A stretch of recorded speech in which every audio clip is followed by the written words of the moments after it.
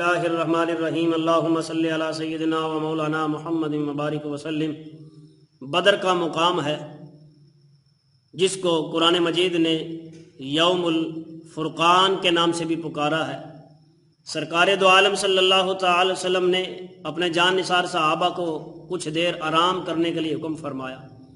خود آقا علیہ الصلوۃ والسلام نے اپنا سر مبارک سجدے کے اندر رکھ لیا، اللہ تعالیٰ کی بارگاہ میں دعائیں فرمانے لگے کہ مالک کریم یہ مٹھی بھر جماعت یہ کم تعداد کے اندر ہیں، ان کی مدد فرما اور اسلام کو عزتیں عطا فرما۔ انصار صحابی، مہاجرین انصار، حضرت سیدنا ابو بکر صدیق، عمر بن خطاب، حضرت مقدار رضی اللہ تعالیٰ حضور کی بارگاہ کے اندر حاضر ہوئے۔ یا رسول اللہ صلی اللہ علیہ وسلم، یقیناً اللہ تعالیٰ آپ کی دعاؤں کو قبول فرمائے گا، اور ہم قوم موسیٰ کی طرح نہیں ہیں کہ جنہوں نے موسیٰ علیہ السلام کو کہا تھا اذهب انت وربك فقاتلا انا هاهنا قاعدون، اے پیغمبر موسیٰ تو جانے تیرا خدا جانے، تو جا کر لڑ اس قوم سے اور تیرا خدا لڑے جا کر۔ یا رسول اللہ ہم ان جیسے نہیں ہیں، آپ حکم فرمائیں، ہم تو اپنا تن من دھن سب کچھ قربان کرنے کے لیے تیار ہیں۔ آپ حکم فرمائیں، ہم دریا میں چھلانگ لگا دینے کے لیے تیار ہیں۔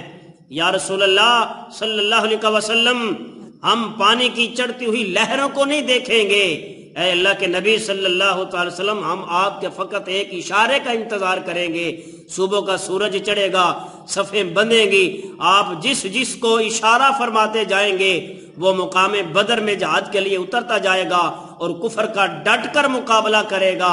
اے اللہ کے نبی صلی اللہ تعالی علیہ وسلم، ہم صبح اپنا تن من دھن سب کچھ آپ کی زبان مصطفیٰ پر قربان کرنے کے لیے تیار۔ اور سرکار دو عالم صلی اللہ تعالی علیہ وآلہ وسلم نے دعا فرمائی تو مقام بدر پر اللہ تعالیٰ نے حضور کی دعاؤں کو قبول کیا۔ صحابہ کہتے ہیں دوران جنگ ہم نے اپنی آنکھوں سے دیکھا کہ آقا نبی علیہ الصلوۃ والسلام کی دعاؤں کی قبولیت کا وقت آیا، اور ہم نے دیکھا کہ جب ہم کفر پر وار کرنے کے لیے تیاری کرتے تھے، ہمارے وار کرنے سے قبل کافر جو تھا پہلے واصل جہنم ہو جاتا۔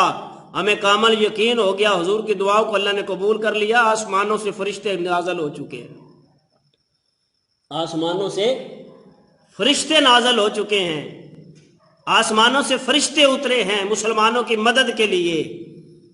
تو کیوں نہ اترے جن کے لیے حضور نے دعائیں فرمائی ہیں اور ان کا ایمان کامل تھا۔ کم من فئۃ قلیلۃ غلبت فئۃ کثیرۃ باذن اللہ واللہ مع الصابرین، اور سب سے بڑی شرط یہ تھی وانتم الاعلون ان کنتم مؤمنین، ان کا ایمان کامل تھا۔ اللہ تعالیٰ ان کے توسل سے ہمارا سب کا خاتمہ بالایمان فرمائے۔ اللہ تعالیٰ ہم کو وہ جان نثار صحابہ ان کے نقش قدم پر چلنے کی اللہ توفیق عطا فرمائے۔ آمین۔ وآخر دعوانا الحمدللہ رب العالمین۔